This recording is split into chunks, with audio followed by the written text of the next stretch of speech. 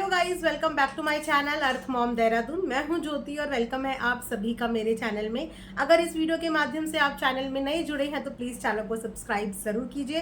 साथ में नीचे बेल नोटिफिकेशन है उसको भी ऑन कर दीजिए ताकि मेरे आने वाली हर वीडियो का नोटिफिकेशन आप सभी को सबसे पहले मिल जाए। उसके अलावा अगर आपने अभी तक मेरे दूसरे चैनल को सब्सक्राइब नहीं किया है अर्थ मॉम रिएक्शन, तो जल्दी से जाके सब्सक्राइब कर दीजिए। उसका लिंक आप लोगों को मेरी कम्युनिटी पोस्ट में मिल जाएगा, वहां से नए चैनल को भी सब्सक्राइब कीजिए, भर भर के प्यार दीजिए।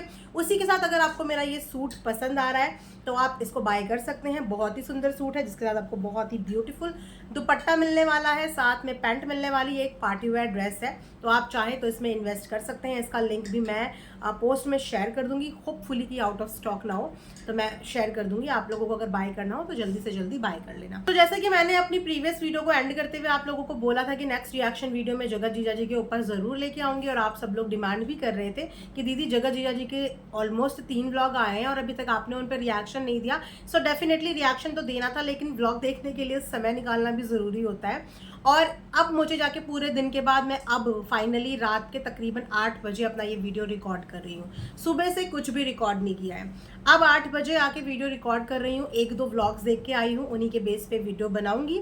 और अगर कोई दूसरा वीडियो बनाना पड़ा तो उसके लिए मुझे पहले व्लॉग देखना पड़ेगा। तो देखिए कितना हार्ड वर्क हमारा होता है कि पहले पर्टिकुलर व्लॉग देखो, फिर उस पर अपना एक पॉइंट ऑफ व्यू शेयर करो, फिर रिकॉर्ड करो, फिर वीडियो बनाओ। और उसके बाद अगर आप लोग सब्सक्राइब नहीं करते हैं और आप लोग लाइक नहीं करते तो कितना बुरा लगता है। तो जल्दी से पहले लाइक कर दो वीडियो को, ठीक है। तो चलिए जगत जीजा जी की वीडियो में बढ़ते हैं हम आगे। जगत जीजा का एक चीज, और ये एक अवतार जो न्यू वाला आप लोगों ने देखा होगा जगत जीजा 2.0, ये पहले मुझे बताओ कि आप में से कितने लोगों को पसंद आया है।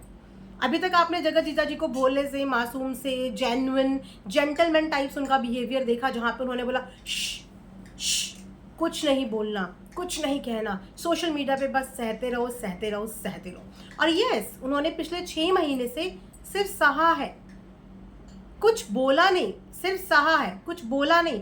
तो अब जब उनका ये न्यू अवतार आया है और वो अपना पक्ष रख रहे हैं, तो मैं सवाल पूछना चाहूंगी उन चुनिंदा लोगों के लिए जो कमेंट सेक्शन में उनके कमेंट के नीचे बहुत ज़्यादा नेगेटिविटी डाल के आए हैं कि आप लोगों को बोलने वाला इंसान हमेशा इतना बुरा क्यों लगने लग जाता है। और जब तक इंसान चुप रहता है तब तक आपको वो जेंटलमैन लगता है कि वो चुप है तो वो बहुत अच्छा है। क्यों? क्या आप लोग कभी नहीं चाहते कि कोई इंसान अपना पक्ष रखे, या आप लोग कभी ये नहीं चाहते कि आप एक दूसरा वर्जन भी कहानी का सुनो? क्योंकि जब तक आप लोग एक वर्जन सुनते हो, आप उस वर्जन को सुन के इतने ज़्यादा उस वर्जन में डूब चुके होते हो कि दूसरा इंसान जब अपना वर्जन रखता है तो आप लोगों को लगता है अरे ये भी व्यूज़ लेने आ गया, ये भी डॉलर छापने आ गया, ये भी कॉन्ट्रोवर्सी करने आ गया, ये आया ही क्यों है? तो जी नहीं, अपने पक्ष रखने को अगर आप बोलते हैं डॉलर कमाने आ गया, कंट्रोवर्सी करने आ गया, तो मैं बोलूँगी हर किसी को डॉलर कमाने चाहिए, हर किसी को कंट्रोवर्सी करना चाहिए। When it comes to your own dignity, आप बिल्कुल वहाँ पे जवाब देने आओगे। और कोई इंसान कब तक लेगा? मतलब एक टाइम था जब तक बर्दाश्त की सीमा किसी की होती है तब तक कोई इंसान बर्दाश्त करता है, पर कभी ना कभी तो मुंह खोलेगा ना। तो उन्होंने अब अपना मुंह खोलना शुरू कर दिया है, और सिर्फ उन्हीं बातों पे मुंह खोला है जो एलिगेशन उनके ऊपर डायरेक्टली इनडायरेक्टली लग रहे हैं। वो बहुत तरीके में आके, तहजीब में आके अपना पक्ष यहाँ पे रख के जाते हैं। आप उनके बोलने के लहजे में कभी भी कमी नहीं निकाल सकते, आप उनके तरीके में कभी भी कमी नहीं निकाल सकते, क्योंकि वो किसी की डिसरिस्पेक्ट नहीं करते हैं, सिर्फ उंगलियों का जवाब देने आते हैं जो कहीं ना कहीं उनको लगता है कि ये उनके ऊपर उठ रही है, या उनको ये लगता है कि ये उनके ऊपर उठ सकती है, इसकी वजह से उनके ऊपर चीज़ें आ सकती हैं। जैसे कि उन्होंने ये लास्ट वाले इवेंट में ना जाना इसीलिए चॉइस किया क्योंकि उन्हें कहीं ना कहीं आभास हो गया था कि सामने वाली जो इवेंट वाली दीदी है वो सबके साथ खेल रही है। उन्हें अच्छा खासा पता है कि कंट्रोवर्सी का माहौल है, और अगर हम सब एक ही जगह पे एक ही छत के नीचे देखने को मिल गए तो हर एक इंसान यहाँ पे ट्रोल हो जाएगा। और कब तक सबकी जस्टिफिकेशन देता रहेगा, कब तक किसी के सवालों के जवाब देता रहेगा? अब क्योंकि इवेंट वाली दीदी तो सोशल मीडिया का हिस्सा है नहीं, उनको तो इंस्टाग्राम चलाना है, वहाँ पे भी अपने टिकट बेचने हैं और अपने इवेंट का प्रचार प्रसार करना है, तो उनको इस चीज़ से कोई फर्क ही नहीं पड़ना। लेकिन जिस इंसान ने इस प्लेटफॉर्म पे काम करना है वो इंसान कब तक कंट्रोवर्सी में फंसता रहेगा और अपने आप को जज करवाता रहेगा? सब कुछ पता होते हुए भी कुछ छुपा नहीं था इवेंट वाली दीदी से कि इन लोगों का आमने सामने आने का मतलब है एक बहुत बड़ा बवाल क्रिएट होना।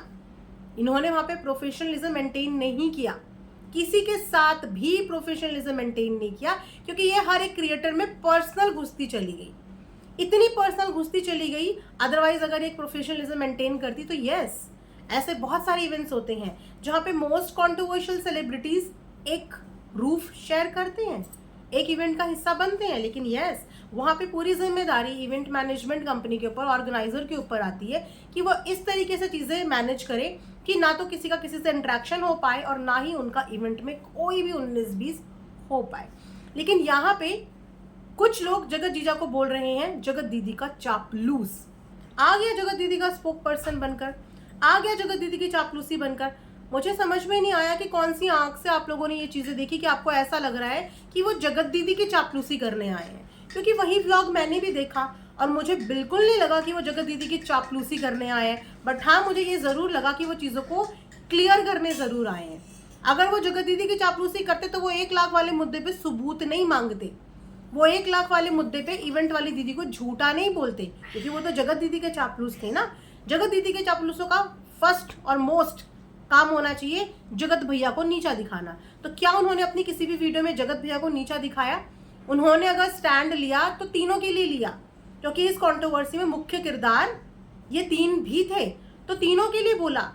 जगत भैया के ऊपर जो 1 लाख रुपए का फेक एलिगेशन लगाया, उस एलिगेशन के सबूत और उसका जवाब मांगा। साथ में ये भी बोला कि ये भी एक कुक करी हुई कहानी हो सकती है सामने वाले को बदनाम करने के लिए। और जगत जीजा का दिमाग ही तब ठनका जब जगत जीजा ने ये देखा कि सामने वाली बंदी ने पहले सब कॉन्ट्रोवर्शियल लोगों को इनवाइट कर दिया, उसके बाद जगत दीदी के घर जाके लवी डवी प्यारी सी ब्यूटीफुल सी वीडियो भी बना के आ गई, और उसके बाद आके जगत भैया के परिवार को टारगेट कर दिया, विच वॉज वेरी अनप्रोफेशनल। क्योंकि एक इवेंट वाले इंसान को कंट्रोवर्सी से किसके बीच में क्या चल रहा है, किसके बीच में क्या चल रहा है, इससे कोई लेना देना नहीं होना चाहिए। और अगर लेना देना होना भी चाहिए तो उसे आके अपने वर्ड्स में ये चीज़ें बयान नहीं करनी चाहिए, कि ये एक बहुत अनप्रोफेशनल बिहेवियर होता है कि आप एक को इम्प्रेस करने के लिए दूसरे को डिग्रेड करने के लिए आ गए, जबकि दूसरे से आपका कोई कहीं तक दूर दूर तक लेना देना ही नहीं है। वहाँ से जगत जीजा का दिमाग इनकी तरफ से खटक गया कि अगर आज ये लेडी बिना किसी को जाने पहचाने सिर्फ एक इंसान की गुड बुक्स में आने के लिए दूसरी फैमिली को टारगेट कर सकती है, तो ये इन फ्यूचर किसी के लिए कुछ भी कर सकती है। इसीलिए उन्होंने इनको बैकआउट कर दिया, इनके फंक्शन से, इनके इवेंट से अपने आप को कॉर्नर कर दिया, क्योंकि वो दोबारा किसी कंट्रोवर्सी में नहीं पड़ना चाहते थे। वो दोबारा ऐसी गंदी लाइमलाइट में नहीं आना चाहते थे कि इवेंट में आते, इवेंट में कुछ ऊंच नीचा कुछ ब्लंडर हो जाता और वहाँ पे ये स्यापा क्रिएट हो जाता। क्योंकि एक तरफ से जगत दीदी के भाई ने ये भी बोल दिया था कि अगर ऐसे ऐसे इंसान इवेंट में आए तो मैं अपनी बहन को उसी समय पे इवेंट से हाथ पकड़ के ले जा लूंगा। तो ये क्या कर रही थी? ये डेफिनेटली जगत दीदी को सिर्फ इम्प्रेस कर रही थी। सिर्फ इनका मोटिव था कि किसी भी तरीके से वो इवेंट का हिस्सा बन जाएं, वो इवेंट में आ जाएं, और उसके बाद जो होगा ये भुगतेंगे। मेरा इवेंट तो हिट हो ही जाएगा, मेरे इवेंट की तो वाह चर्चा हो ही जाएगी, बाकी जो कंट्रोवर्सी होगी ये अपने आप निपटते रहेंगे। ये नहीं सोच रही थी कि इनके इस स्टेप की वजह से बाकी सब लोगों को ट्रबल हो सकता है। और सबसे गंदी हरकत जो इन्होंने करी कि एक को खुश करने की वजह से दूसरी फैमिली को बेमतलब, बिना किसी मतलब के, किस लहजे में इन्होंने बात करी, आप लोगों ने शायद वो वीडियो देखी नहीं होगी। अगर नहीं देखी तो मुझे इंस्टाग्राम पे डीएम कर देना, डीएम का मतलब डायरेक्ट मैसेज। आप लोग जाके इनके प्रोफाइल में चेक करना किस तरीके से इन्होंने जगत भैया, उनकी मम्मी, उनकी बहन, उनके घर की बहू, सबको इतने गंदे शब्दों में बोला। तो जो एक इज्जतदार इंसान होगा ना, एक जेन्युइन इंसान, वो समझ जाएगा कि सामने वाले इंसान की पर्सनालिटी क्या है। तो वहीं पे जो जगत जीजा है ना, वो इवेंट वाली दीदी की पर्सनालिटी जज कर बैठे थे। उनको समझ में आ गया था कि एक्चुअल में ये चाह क्या रही हैं, ये करना क्या चाहती हैं, इसीलिए उन्होंने बैकआउट कर दिया। अब देखो, जब इंसान ने बैकआउट करा तो फिर उसको किस तरीके से जज किया जाता है, क्योंकि वो आपकी गंदगी का हिस्सा नहीं बना, या ये बोले कि वो आपकी चाल, आपकी प्लानिंग समझ गया, आपका स्वार्थ समझ गया।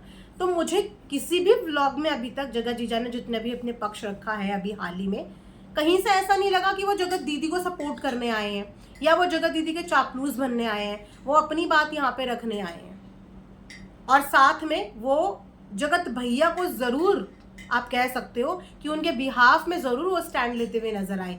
1 लाख रुपए वाला स्टैंड। उनकी मम्मी, उनकी बहन, उनकी बीवी के लिए जो भाषा का प्रयोग किया था इवेंट वाली दीदी ने, उसके लिए स्टैंड लेते हुए ज़रूर नजर आए। तो उन्होंने किसी एक इंसान की चापलूसी नहीं करी है, इसे कहते हैं जेन्युइन इंसान। वो चाहता तो बोलने देता, कहानी बनाने देता जगत भैया के लिए, क्या फ़र्क पड़ रहा था, क्या फ़र्क पड़ रहा था। लेकिन उन्होंने उस बात का लिहाज रखा जो एक टाइम पे लोग बॉन्ड शेयर करते थे कि वहाँ पे हम गलत थे, वहाँ पे सर झुका के अपनी अपनी गलती सबने मानी, जहाँ जहाँ पे जो इंसान गलत था। खासकर जगत भैया ने अपनी गलती एक बार नहीं कई बार झुक झुक के मानी है, ठीक है।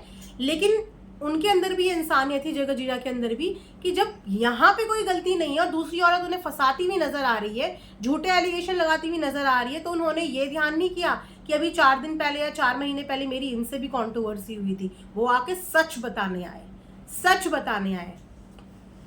तो वो चापलूसी करते हुए तो बिल्कुल नज़र नहीं आ रहे हैं। बाकी आई डोंट नो कि आप लोग कौन सी आंखों से देखते हो। अगर आपके भी कोई ओपिनियन है इन सब चीज़ों को लेके तो प्लीज़ कमेंट सेक्शन में लिखना ज़रूर, क्योंकि जहाँ तक मैंने देखा मुझे ऐसा बिल्कुल भी नहीं लगा। मुझे लगा वो बिल्कुल जेन्युइन तरीके से अपना पक्ष रखने आए। वहाँ पे उन्होंने जगत भैया के परिवार को भी क्लियर किया, जगत दीदी के परिवार को भी क्लियर किया, लेकिन इतना क्लियर नहीं करा कि चापलूसी लगे। सिर्फ उस बात पे जवाब दिया जो एट प्रेजेंट सोशल मीडिया पे चल रही है, इवेंट वाली दीदी का झूठ का प्रचार प्रसार चल रहा है, सिर्फ उसको एक्सपोज करते हुए नजर आए। तो आप बताइए, सच बोलना हमेशा भारी क्यों पड़ जाता है? और जब इंसान सच बोलने लगता है तो आप लोग क्यों चाहते हैं कि वो चुप रहे, वो ना बोले, और अगर वो बोले तो वो डॉलर कमा रहा है।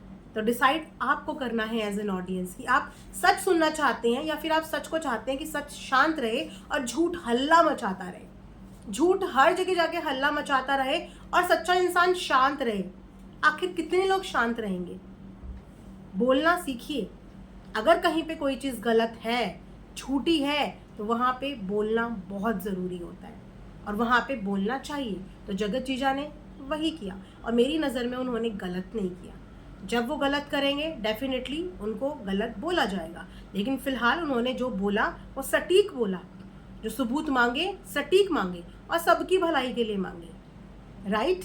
तो अगर भी आप इस वीडियो से सहमत करते हैं तो कमेंट सेक्शन में कमेंट करके ज़रूर लिखिए और साथ में वीडियो को लाइक ज़रूर करना। इसी के साथ ये रिएक्शन वीडियो यहाँ पे एंड करते हैं। Thanks for watching earth mom Dehradun.